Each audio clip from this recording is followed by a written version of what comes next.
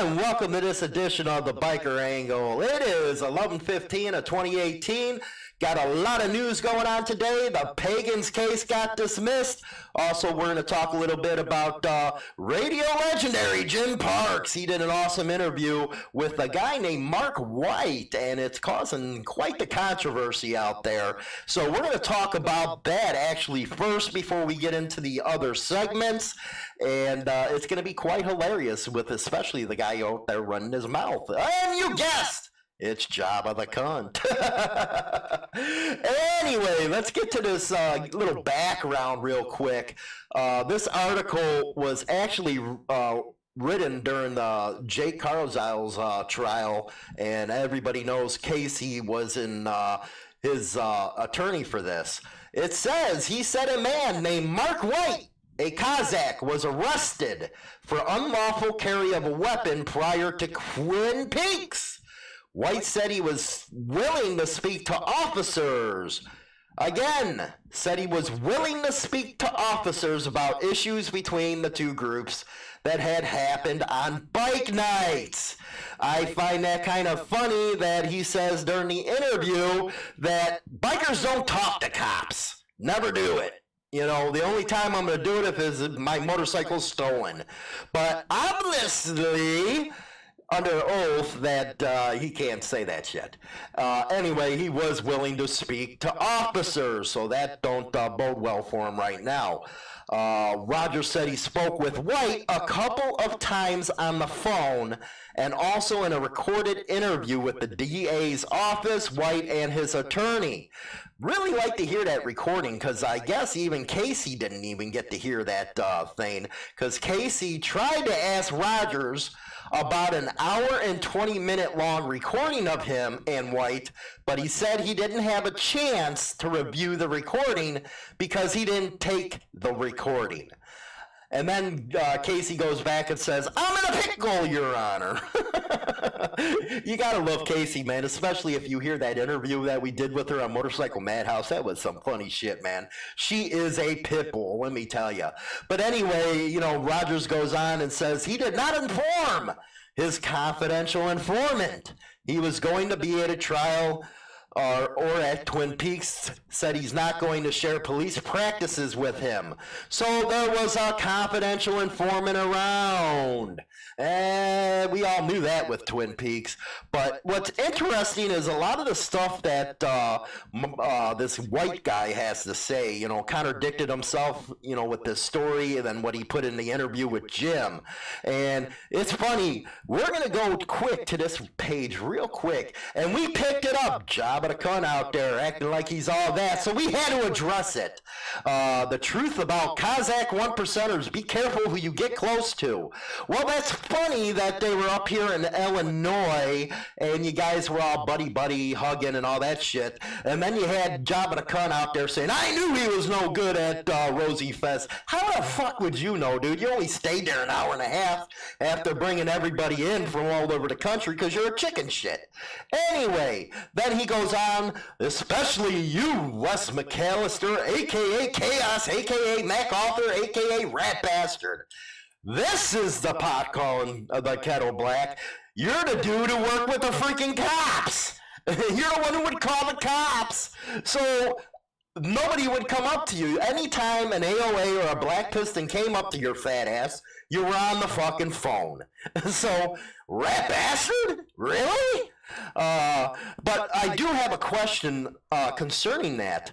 The two that they were talking about are still under indictment in the Waco Twin Peaks case. So if they're rats, why hasn't the deal been released? I know CIs during other trials have to be released to the defense. None of that's happened right now. So it's really, really interesting. The Rat Bastard comment, here's a dude that fucking calls the cops because he was too chicken shit to hand in his patch, and then he's on there saying this kind of shit, and we're getting phone calls like on last Saturday's live, that he claimed that he handed his AOA property to the Kazakhs to return. This dude don't make any damn sense. See, the thing with Jabba the Cunt is he can't keep up on his lies. He forgets everything. You know, it's one day it's this, the next day it's that. So, now let's go to this other comment I found really interesting. Hell yes! We all know they are still here. Got nothing better to do. I guess they're pissed off because half their freaking group sends me these things. That's saying something about you guys anyway. Got nothing better to do than to try to gain some status by sharing the group shit. Like I said before, I will say it again. Fuck rats, and remember that no real club has any respect for them, even rats that snitch to them. If you'll rat to them, you'll rat on them, dumb fucking retards. Well, you do got the dude leading you in your group. He is a confirmed rat. He was working with CPD to run license plates after he left the club of club members of the AOA. And yeah, that's been something that's been proven over and over again. But this rat shit, dude, this motherfucker, hell, you know what? Think about this logically. Now, the club that he was in, do you really think, and especially all the lawsuits they had to go through, when one of their patches was taken by the court, do you really think they would allow Jabba the Cunt to actually keep his patch for 3 years? Do you really think that? Is anybody really getting that story? Unless why? Why did he have it for 3 years? Because he was calling the cops. That's the only reason. And, as far as this Rosie Fest, maybe I should cover this live. Maybe we should all go out there into this Rosie Fest. I believe it's in July. And maybe I should bring that to you guys. But anyway, he was only there for an hour and a half. He brings people from Texas, from North Carolina, all over the place, and he only stays an hour and a half, and the Friday before he came up with some fucking excuse. So really makes some sense right there, man. It really does.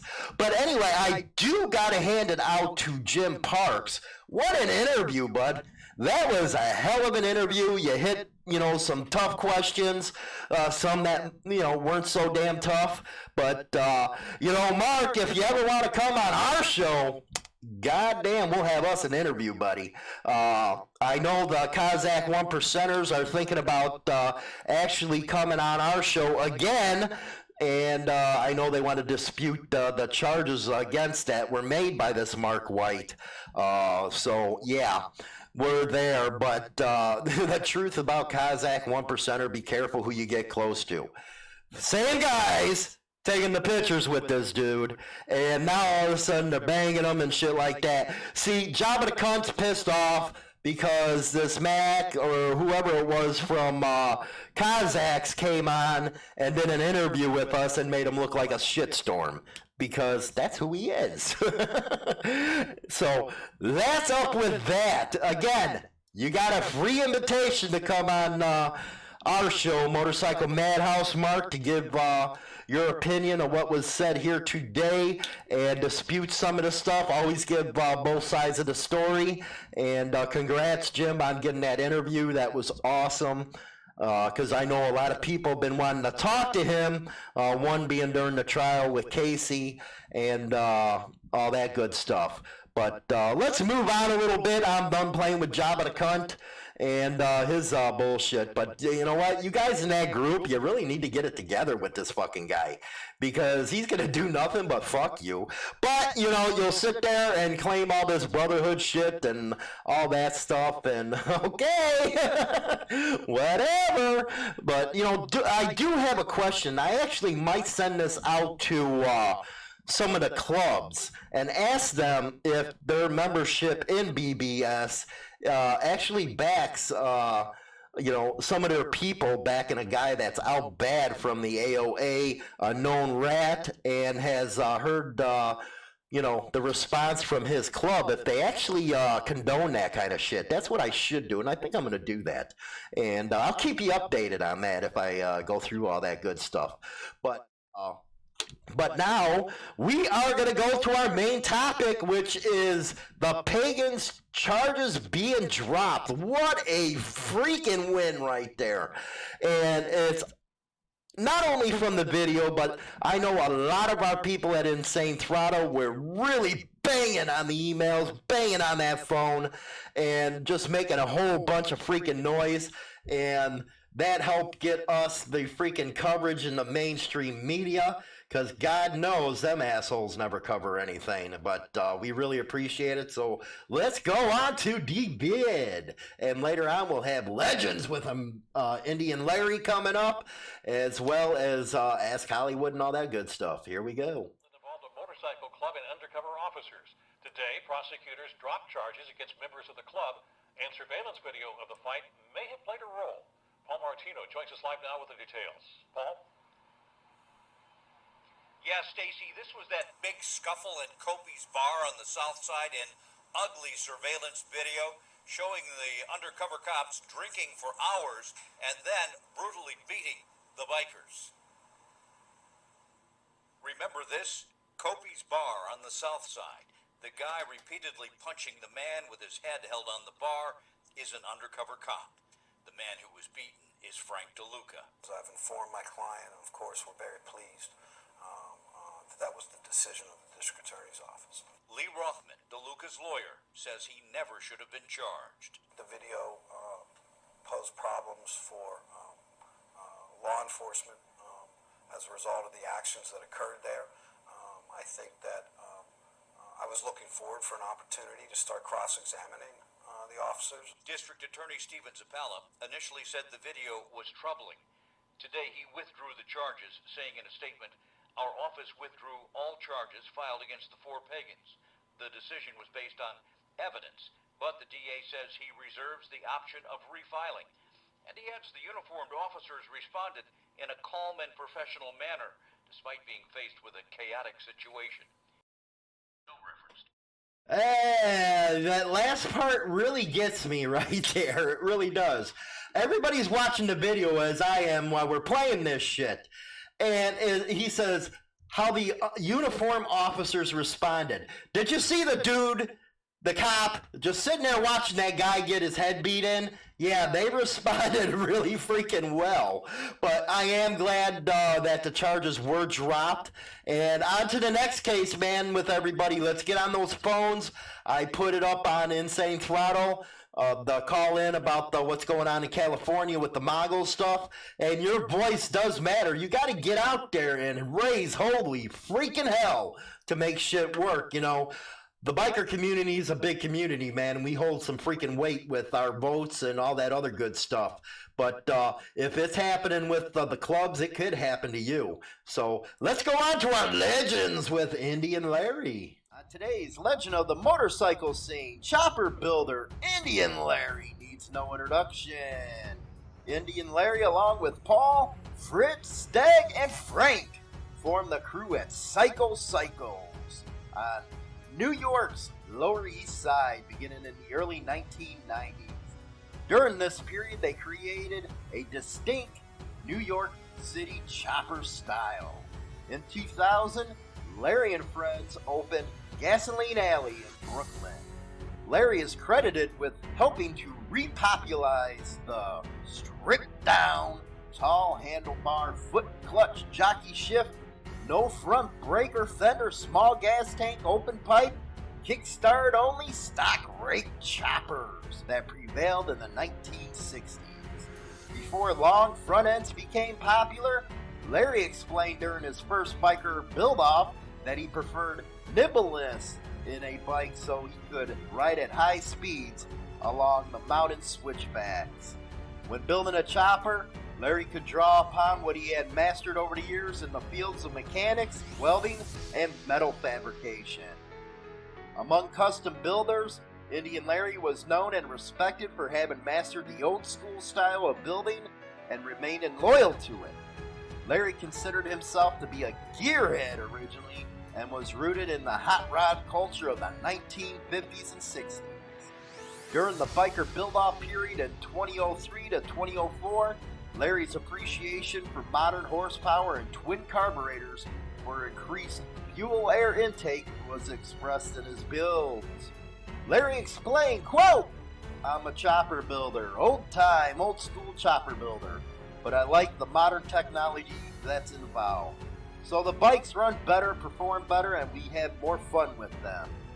In the art of building a bike, Larry preferred old-school methods and didn't use CNC machines. He favored Paco rigid frames and panhead motors. Larry liked being able to see all the nuts and bolts and mechanics of a bike, rather than concealing those elements in a bike's construction. The way that Larry approached building a bike was evident early on. The man who taught Larry the craft of using a welding torch said that he remembered Larry not wanting to grind down welds if they were good because Larry felt it show your craftsmanship.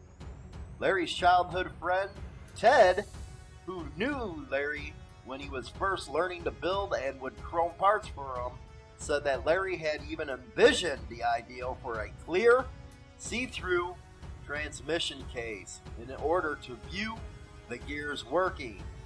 Ted added that Larry would fabricate or customize every piece because on a motorcycle you can see everything.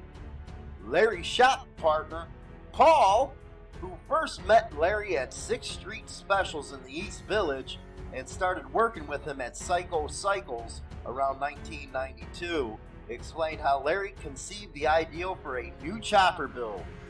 Working alongside him, you realize how much he ran on instinct. But instinct, he would rarely make a sketch or jot down notes. He just envisioned what he wanted in a one-eyed flash and would turn to you with a look like he had saw God. At that point, it was all over but the crying, he would say. Indian Larry appeared in Easy Rider magazines in 1998 in an article titled Hardcore New York City Troubadours. Later that year, the magazine profiled Larry with his motorcycle Grease Monkey, which won the '98 Editor's Choice Award at the Easy Riders Invitational Bike Show in Columbus, Ohio, which was an important recognition by the biker world of the Larry's talent.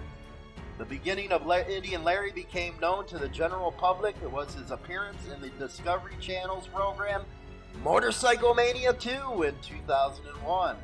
The program's primary focus was on customizer Jesse James, but it also featured different scenes profiling Indian Larry as he and the group, which included Jesse James, Chopper Dave, set out to ride 1,400 miles from Long Beach, California to Sturgis, 2001 Black Hills Classic in Sturgis, South Dakota. When one of the choppers breaks down in southern Utah, Larry is shown performing his mechanical skills on the bike in a supermarket parking lot. When his own bike has magneto problems, Larry explains to the camera, if the bike is not running, if it's not leaking oil, and if it's dirty, that's about the only three things that will really get to me. The program also shows Larry displaying his famous neck tattoo, sharing snippets of his personal philosophy and doing riding stunts. This included him reclining back on his bike, Grease Monkey, with his legs outstretched over the handlebars and standing up on the saddle with his arms outstretched to the side as he speeds down the highway. The group also visits Denver Choppers in Las Vegas, Nevada, now Reno, where Larry is shown meeting chopper builder Mondo for the first time. Indians Larry's transcended merely building bikes. Fellow bike builder Mondo said after Larry's death, "I think he humbled a lot of people because he was so real and genuine." Rock on. 2 books were published about Indian Larry in 2006. Chopper Shaman by Dave Nichols with Andrea Cambridge, photographs by Michael Lichter, and Indian Larry by photographer Timothy White. Indian Larry, legend of the motorcycle scene. And that's Indian Larry, man. You can't say enough about that old boy. Rest in peace, Indian Larry, man. Your choppers are the shit. Only one that can come close to you is Jesse James, in my opinion.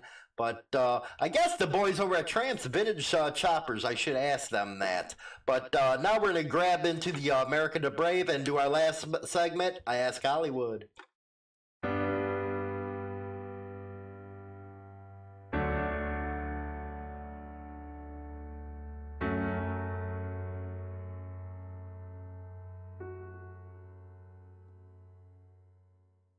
Sergeant Ryan M. Pitts distinguished himself by extraordinary acts of heroism at the risk of his life above and beyond the call of duty while serving as a forward observer in 2nd Platoon, Chosen Company, 2nd Battalion, 503 Infantry Regiment, 173rd Airborne Brigade during combat operations against armed enemy at Vehicle Patrol Base Kalar in the vicinity of Wanat Village, Kunar Province, Afghanistan, on July 13, 2008. Early that morning, while Sergeant Pitts was providing perimeter security at Operation Post Topside, a well-organized anti-Afghan force consisting of over 200 members initiated a close proximity, sustained, and complex assault using accurate and intense rocket-propelled grenades, machine gun, and small arms fire on Wanat Vehicle Patrol Base. An immediate wave of RPG rounds engulfed the observation post, wounding Sergeant Pitts and inflicting heavy casualties. Sergeant Pitts had been knocked to the ground and was bleeding heavily from sharp metal wounds to his arms and legs, but with incredible toughness and resolve, he took control of and returned fire on the enemy. As the enemy drew nearer, Sergeant Pitts threw grenades, holding them after the pin was pulled and the safety lever was released to allow a nearly immediate detonation on the hostile forces. Unable to stand on his own and near death because of the severity of his wounds and blood loss, Sergeant Pitts continued to lay suppressive fire until a two-man reinforcement team arrived. Sergeant Pitts quickly assisted them by giving up his main weapon and gathering ammunition, all while continuing lobbying fragment grenades until they were expended. At this point, Sergeant Pitts crawled to the northern position radio and described the situation of the command post as the enemy continued to try and isolate the observation post from the main patrol base. With the enemy close enough for him to hear their voices, with total disregard for his own life, Sergeant Pitts whispered in the radio situation reports and conveyed information that the command post used to provide indirect fire support. Sergeant Pitts' courage, steadfast commitment to the defense of his unit, and ability to fight while seriously wounded prevented the enemy from overrunning the observation post and capturing fallen American soldiers, and ultimately prevented the enemy from gaining fortified positions on higher ground from which to attack Wanat Vehicle Patrol Base. Sergeant Ryan M. Pitts' extraordinary heroism and selfless above all and beyond the call of duty are keeping with the highest tradition of military service and reflect great credit upon himself, Company C, 2nd Battalion, 503 Infantry Regiment, 173rd Airborne Brigade, and the United States Army. Rock on right there, man. The cream of the crop in the United States is our veterans, and we're really enjoying that segment, America the Brave, and we hope you are too. Let's go a couple questions. Let's go, Hans. Hans is always on the channel. How about riding clubs? According to Dragon, it depends on the area and what the patch looks like that determines if they need a blessing or not.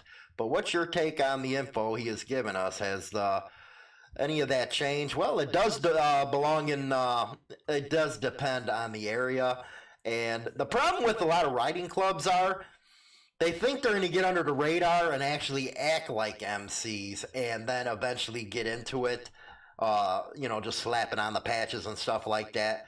So a lot of the bigger clubs are, real freaking. How can we say? How can we say this? How can we say this? Let's just put it that they look on them with suspicion. I want to be nice, but yeah, with it, refer to Black Dragon's info on that. That's what I would say. JB, they made one visit to the bar, and that was if where they're not welcome, there was tension was high. They never came back. Okay, that's on the Iron Order. So Hollywood, always wanted to ask you how you got into the show and writing books. Well, that was actually it happened over the last few years. I think my first post when Insane Throttle came about was 2011 or 2012. And basically it just started off as a bunch of rants and raves. And over the years, it started picking up. And I was like, well, shit, man, we do some biker news and shit because there's not a lot of avenues out there for biker news, you know, where it gives two sides of the story. Because news always, you know, gave the one side of the story. And most of the biker sites at the time, all they really did was, you know, send a link, you know, put a link on their websites to, you know, the mainstream articles. And we do that a lot here. But, you know, we do have the opinion segment that we used to really hit hard on Insane Throttle.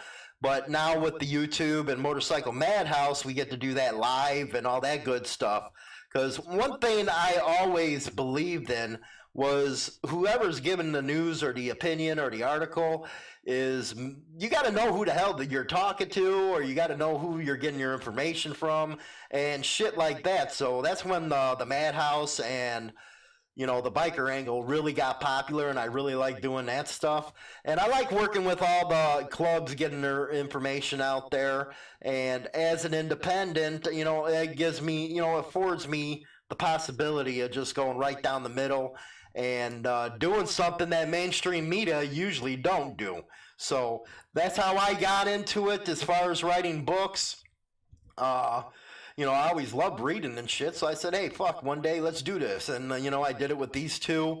I actually had it to where I had a publisher who wanted to do it, and I chose to self-publish because when you go, and that's just like Motorcycle Madhouse, I've had offers upon offers for the show to get picked up, and the biggest thing that worries me handing over any type of stuff is, one, how they're going to treat the subscribers, fans, and the followers of Insane Throttle.